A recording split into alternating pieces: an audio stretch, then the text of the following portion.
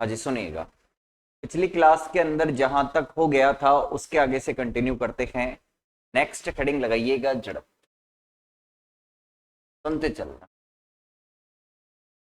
हाँ जी। देखो सुनो, अगर मैं जड़त्व की बात करूं तो जड़त्व का मतलब है स्थिरता से। इससे है स्थिरता से।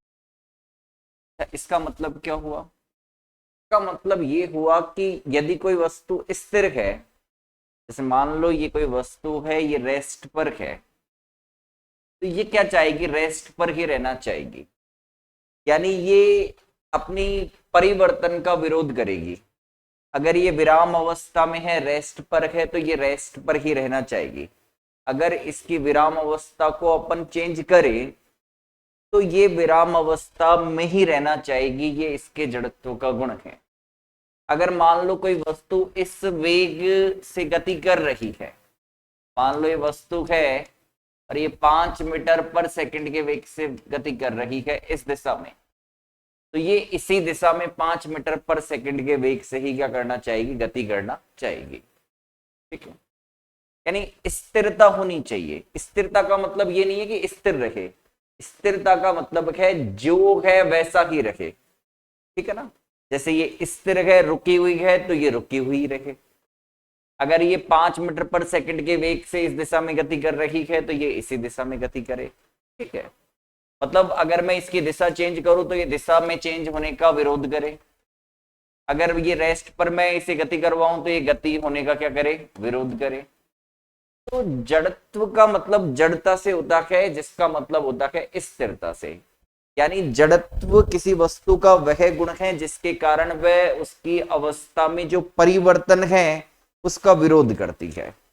यानी किसी वस्तु का वह गुण जिसके कारण उसकी अवस्था में होने वाले परिवर्तन का क्या करती है? विरोध करती है। उसे क्या कहते हैं? जड़त्व कहते हैं। तो आप लिख सकते हो इसके अंदर, जड़त्व के अंदर लिखो, जड़त्व किसी वस्तु का वह गुण है, जड़त्व किसी वस्तु का वह गुण है जिस कारण वह अपनी अवस्था में, जिस कारण वह अपनी अवस्था में परिवर्तन का विरोध करती है। ठीक है? यानी जड़त्व किसी वस्तु का वह गुण है जिस कारण वह अपनी अवस्था में परिवर्तन का क्या करती है? विरोध करती है। चलो, अब अपन जड़त्व के प्रकार की बात करेंगे। तो हेडिंग लगानी है इसके नीचे, जड़त्व के। एक तो आप विराम अवस्था में जड़त्व की बात करोगे, एक गतिमान अवस्था में जड़त्व की बात करोगे, और एक दिशा में जड़त्व की बात करोगे। ठीक है। तो हेडिंग लगाओ जड़त्व के प्रकार, और पहला लिखना विराम का जड़त्व।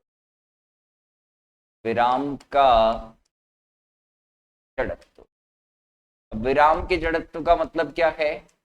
अभी मैंने बताया था, यदि कोई वस्तु स्थिर है तो वो स्थिर ही रहना चाहेगी। ठीक है ना? अगर उसमें अपन उसको स्थिरता को भंग करेंगे तो उसमें परिवर्तन का क्या करेगी? विरोध करेगी। ठीक है। लिखो इसके अंदर, लिखना वस्तु का वह गुण जिसके कारण, वस्तु का वह गुण जिसके कारण वह, वस्तु का वह गुण जिसके कारण वह अपनी विराम अवस्था में होने वाले परिवर्तन का विरोध करती है। अपनी विराम अवस्था में होने वाले परिवर्तन का विरोध करती है। अपनी विराम अवस्था में होने वाले परिवर्तन का विरोध करती है, विराम का जड़त्व कहलाता है। विराम का जड़त्व कहलाता है। विराम का जड़त्व कहलाता है। ठीक है। दूसरा लिखो गति का जड़त्व।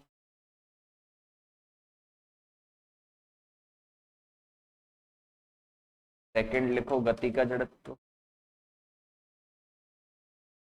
लिखो इसके अंदर वस्तु का वह गुण, वस्तु का वह गुण जिसके कारण सरल रेखा में, जिसके कारण सरल रेखा में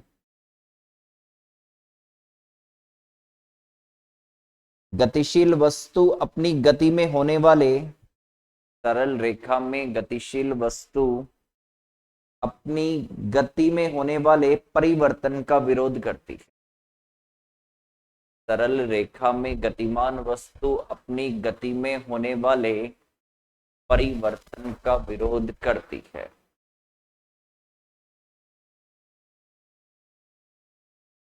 परिवर्तन का विरोध। तीसरा लगाओ दिशा का जड़त्व, थर्ड लगाओ दिशा का जड़त्व।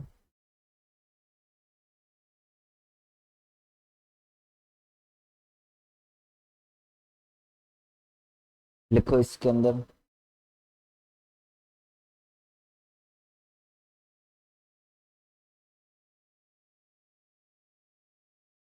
दिशा के जड़त्व के कारण कोई वस्तु, दिशा के जड़त्व के कारण कोई वस्तु अपनी वास्तविक दिशा में रहने का प्रयास करती है।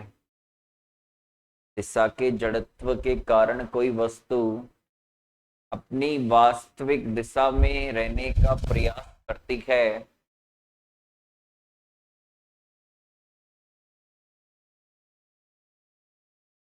और दिशा परिवर्तन का विरोध करती, और दिशा परिवर्तन का विरोध करती है।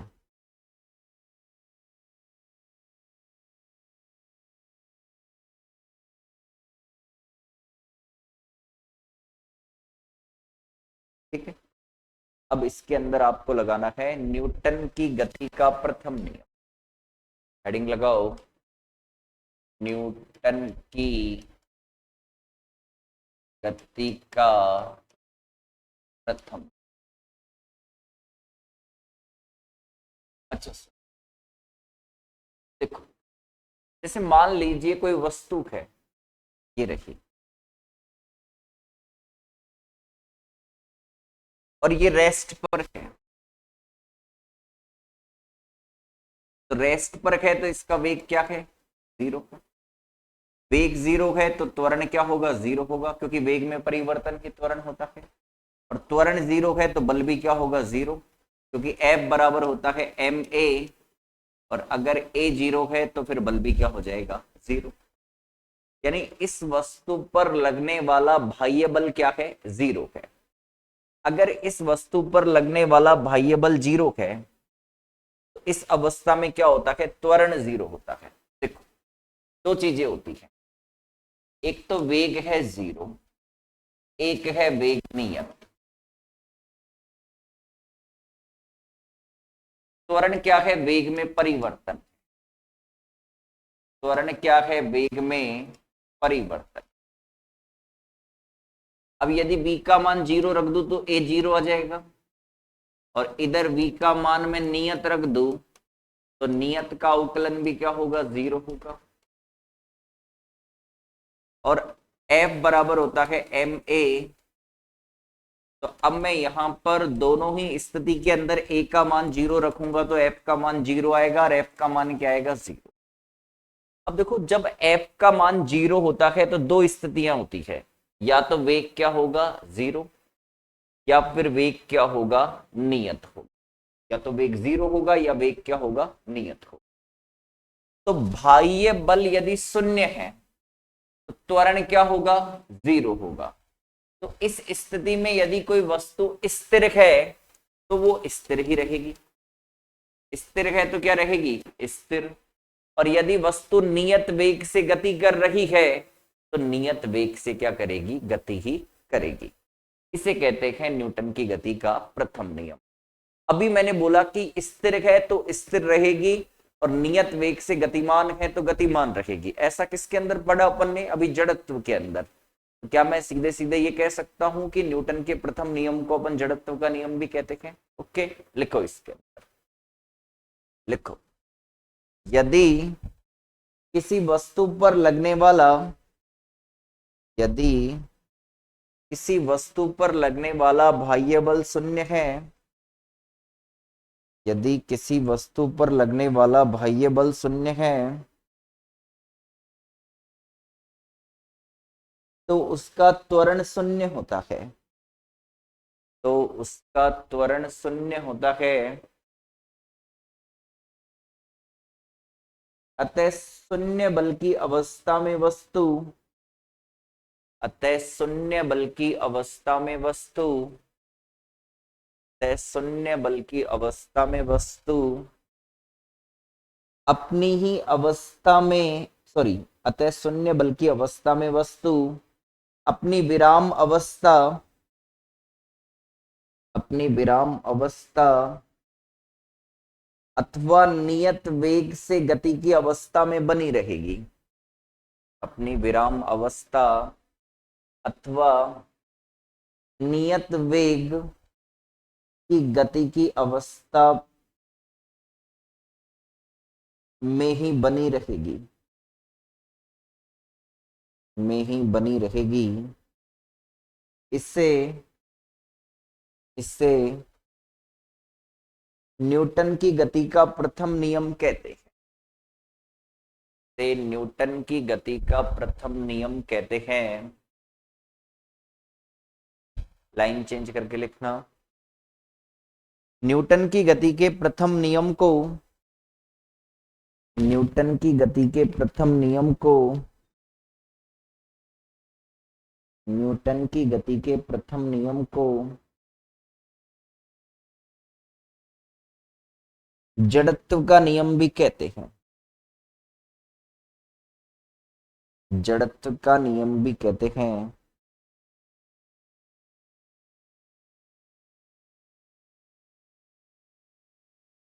चलो अब हेडिंग लगाओ आप लोग, संवेग। जैसे जड़त्व आपने न्यूटन के पहले नियम में काम आया, तो संवेग किस में काम आएगा? न्यूटन के दूसरे नियम में काम आएगा, न्यूटन की गति के दूसरे नियम में काम आएगा। देखो, वस्तु के द्रव्यमान एवं वेग के गुणनफल को संवेग कहते हैं, वेग के गुणनफल को संवेग कहते हैं।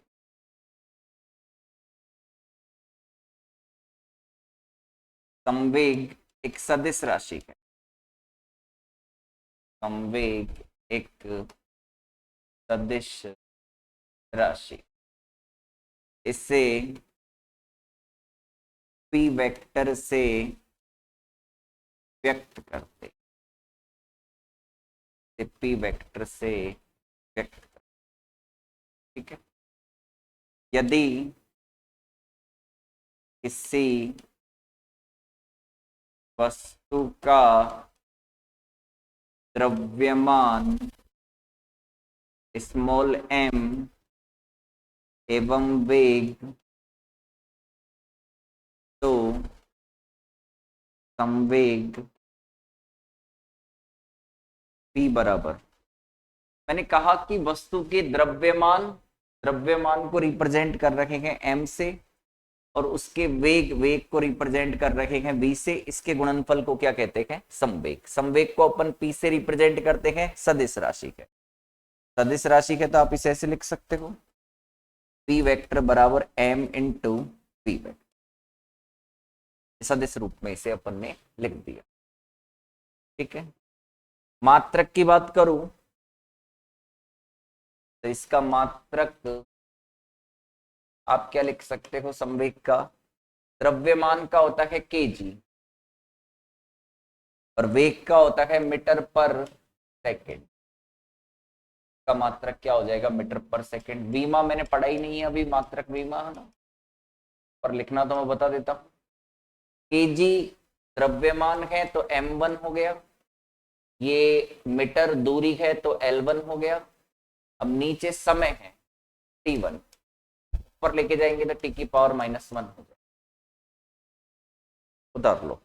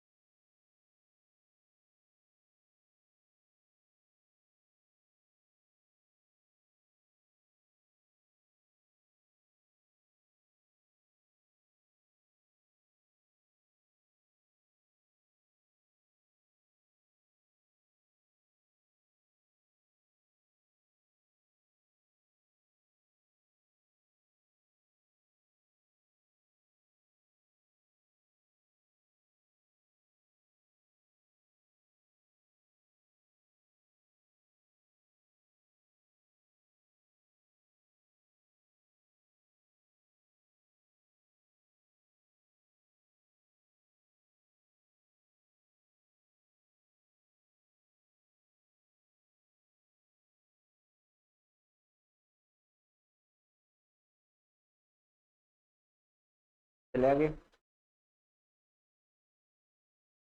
अब लगाते हैं न्यूटन की गति का द्वितीय नियम।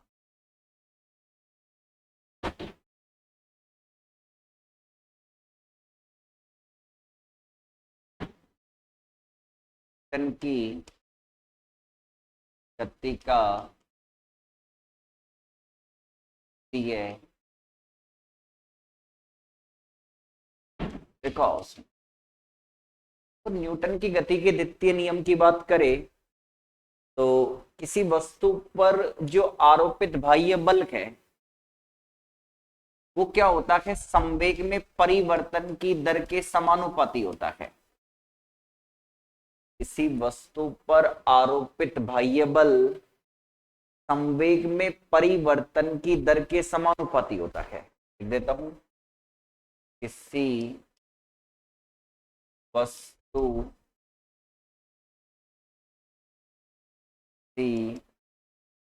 वस्तु पर आरोपित बाह्य बल संवेग में परिवर्तन की दर, संवेग में परिवर्तन की दर के समानुपाती होता है। का मतलब क्या हुआ कि जो एफ है वो समानुपाती किसके है, डीपी अपॉन dt, जहां डीपी बटा dt क्या है, संवेग में परिवर्तन की दर। टी क्या है, संवेग है, और इसका अवकलन कर दिया टी के सापेक्ष, तो क्या हो गया, ये संवेग में परिवर्तन की दर। तो ये क्या है, संवेग में परिवर्तन की दर है। अब आप इसे बराबर करोगे तो कोई कांस्टेंट आएगा के,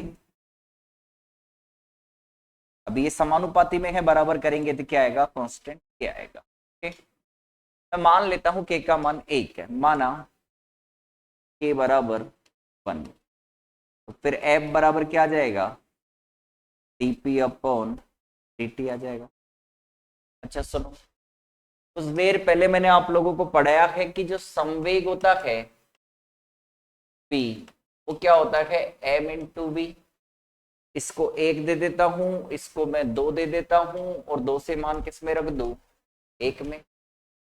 जब मैं 2 से मान 1 के अंदर रखूंगा तो f बराबर आएगा d अपॉन डी टी, और ब्रैकेट के अंदर आ गया m इंटू वी। अब समझ, इसका अवकलन करना है एम वी का dt के सापेक्ष, t के सापेक्ष, सॉरी, है ना। कैसे करते हैं, एक बार आप m को बाहर कर दो, v का करो, कितना आ जाएगा dv बटा dt, फिर प्लस अब की बार आप v को बाहर करो, m का कर दो तो कितना आ जाएगा dm बटा dt। उतार लो, इसे बोलते हैं अपन न्यूटन की गति के द्वितीय नियम का गणितीय रूप है।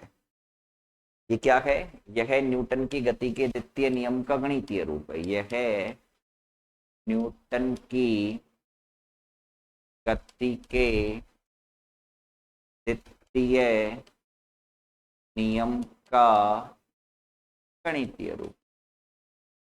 ये क्या है, न्यूटन की गति के द्वितीय नियम का कैसा रूप है, गणितीय।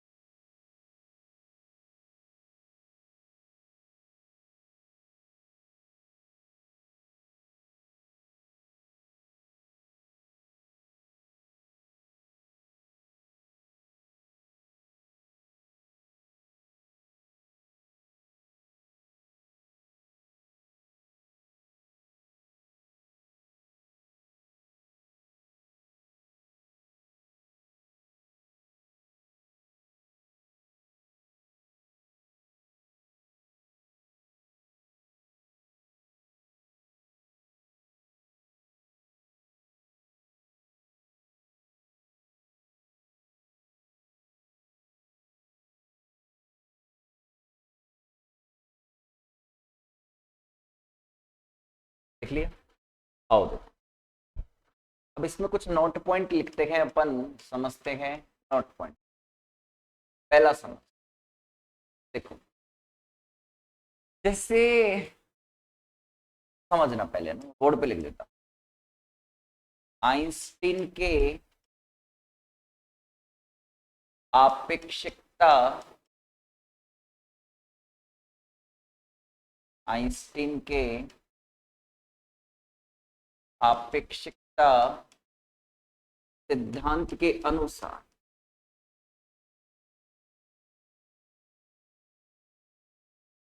क्या है आइंस्टीन का आपेक्षिकता सिद्धांत, द्रव्यमान के लिए यदि कोई कण गतिशील अवस्था में है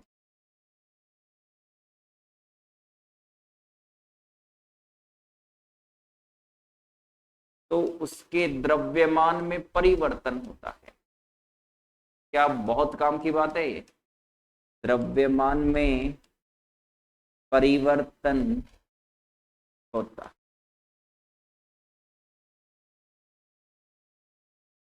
अर्थात गतिशील वस्तु या गतिशील कण का द्रव्यमान संरक्षित नहीं रहता है, गतिशील कण का द्रव्यमान संरक्षित नहीं रहता। तो आप कहोगे कि ये क्या बात बोली आप लोगों ने, ये ऐसे कह रहा है कि यदि कोई कण गतिमान अवस्था में है तो उसके द्रव्यमान में क्या आता है, परिवर्तन आता है। अब आप कहोगे कि मान लो कोई वस्तु है 5 किलो की, तो मान लो किसी वस्तु का द्रव्यमान है 10 ग्राम, किसी कण का द्रव्यमान है 10 ग्राम। अब वो गतिमान अवस्था में होती है तो क्या उसका द्रव्यमान चेंज हो जाएगा या 10 ग्राम ही रहेगा? तो आपके अनुसार तो उसका द्रव्यमान कितना रहना चाहिए? 10 ग्राम ही रहना चाहिए। हाँ, दैनिक जीवन में उसका द्रव्यमान 10 ग्राम ही रहने वाला है। ऐसा क्यों होता है? देखो क्या होता है, एक संबंध होता है, वो ये होता है m बराबर एम नॉट रूट के अंदर 1 - b² बट्टा। बहुत काम का संबंध, समझना इसको थोड़ा सा एक बार डीप के अंदर। संबंध है m बराबर एम नॉट रूट के अंदर 1 - b² बट्टा c। देखो ये जो एम नॉट होता है ना, ये विराम अवस्था में द्रव्यमान होता है, विराम अवस्था में द्रव्यमान, विराम अवस्था में द्रव्य। और एम क्या है? गतिमान अवस्था में द्रव्यमान। किसका द्रव्यमान? कण का द्रव्यमान। और वी क्या है? वेग है। और सी क्या है? प्रकाश का वेग। कितना होता है प्रकाश का वेग? याद होना चाहिए सबको। सी का मान होता है 3 × 10⁸ मीटर पर सेकेंड। ये प्रकाश का वेग होता है। अब सुन, अब आप कहोगे कि सर विराम अवस्था में कण का द्रव्यमान और गतिमान अवस्था में कण का द्रव्यमान क्या अलग अलग होता है? हाँ, अलग अलग होता है। पर हमें तो ऐसा लगता है कि सेम सेम ही होना चाहिए। आपको क्या लगता है? कि सेम ही होना चाहिए। अच्छा, आपको सेम क्यों लगता है? आप ये सोचते हो कि यदि कोई कण है वो गतिमान अवस्था में है, उसका द्रव्यमान यदि 10 ग्राम है, तो वो गतिमान अवस्था में है, तब भी उसका द्रव्यमान कितना रहेगा? 10 ग्राम ही रहेगा। पर डिपेंड करता है कि वो किस वेग से गति कर रहा है। जैसे मान लो कि आप जो वेग दैनिक जीवन में यूज करते हो, देखो दैनिक जीवन में जो वेग अपन देखते हैं वो कितने देखते हैं? आप अगर ट्रेन के अंदर गति कर रहे हो तो वो 100-150 किलोमीटर प्रति घंटे की चाल से चलती है। आप प्लेन के अंदर कर रहे हो तो वो 700, 800, 900, 1000, 1200, 1500 किलोमीटर प्रति घंटे की चाल से गति करती है। आप बाइक पे बात करो, कार पे बात करो तो 60, 70, 80, 100, 150 इतने ही वेग है। इस सारे के सारे वेग जो मैंने अभी बोले हैं, ये प्रकाश के वेग से क्या है? कम है। प्रकाश का वेग है 3 × 10⁸ और दैनिक जीवन के जितने भी वेग, हम चाहे प्लेन का हो, चाहे ट्रेन का हो, चाहे हम कार की बात करें, चाहे बाइक की बात करें, चाहे साइकिल की बात करें, चाहे पैदल बात करें, जितने भी वेग हम अप्रोच करते हैं डेली लाइफ में, वो सारे के सारे वेग क्या होते हैं? प्रकाश के वेग से बहुत कम होते हैं। अब यदि सी को मैं इसके नीचे ले आऊंगा तो ये मान क्या होगा? 1 से बहुत कम हो जाएगा। अब अगर ये मान 1 से बहुत कम हो जाएगा तो सुनो, तो मैं 1 की तुलना में इसे नगण्य कर दूं। अगर मैं 1 की तुलना में इसे नगण्य कर दूंगा तो √1 क्या होगा? 1 होगा। इस वाली वैल्यू का मान 1 आ गया तो m बराबर क्या आ गया? Am not. इसलिए हमें दैनिक जीवन में क्या होता है? द्रव्यमान चाहे विराम अवस्था में हो चाहे गतिमान अवस्था में हो, हमें द्रव्यमान सेम ही लगते हैं। पर ऐसा नहीं है। अगर आपका कण बहुत अधिक वेग से गति कर रहा है, प्रकाश के वेग के लगभग 80%, 60%, 40%, 90% वेग से गति कर रहा है, तो उस कंडीशन के अंदर क्या होगा? उस कंडीशन के अंदर हमें ये जो चेंजेस होंगे वो देखने को मिलेंगे। पर दैनिक जीवन में जितने भी वेग हम अप्रोच करते हैं वो सारे वेग क्या होते हैं? कम होते हैं। इसलिए हमें ऐसा दिखाई देता है कि m बराबर क्या हो? Am not. इसलिए हमें ऐसा नजर आता है कि m बराबर क्या हो? Am not. ओके, तो इस पहले नोट पॉइंट के अंदर ये सारी चीजें अपन को लिखनी है। तो पहले तो ये उतारो, फिर ये फॉर्मूला, फिर उसके नीचे की बात। आइंस्टीन के आपेक्षिकता सिद्धांत के अनुसार यदि कोई कण गतिशील अवस्था में है तो उसके द्रव्यमान में परिवर्तन होता है, अर्थात गतिशील कण का द्रव्यमान संरक्षित नहीं रहता है। ये संबंध है m बराबर एम नॉट √1 - v²/c²।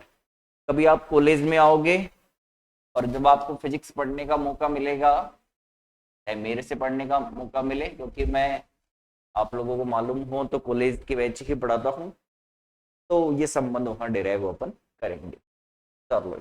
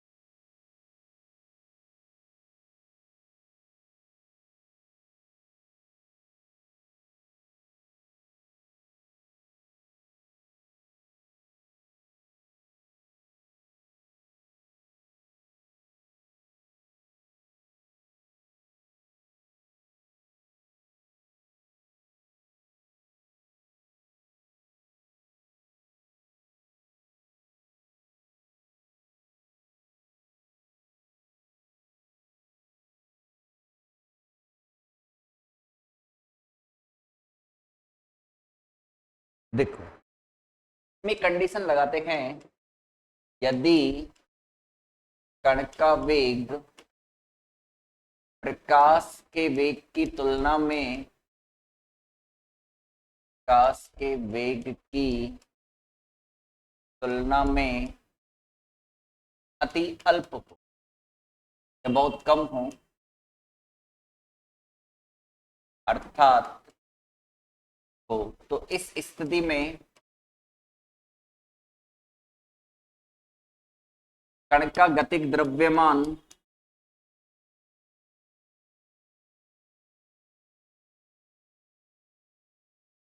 विराम द्रव्यमान के तुल्य होगा, विराम द्रव्यमान के तुल्य होगा। इसका मतलब क्या, वेग प्रकाश के वेग की तुलना में कम हो, यदि कण का वेग प्रकाश के वेग की तुलना में कम हो तो आप इसे इसके नीचे ले आओ,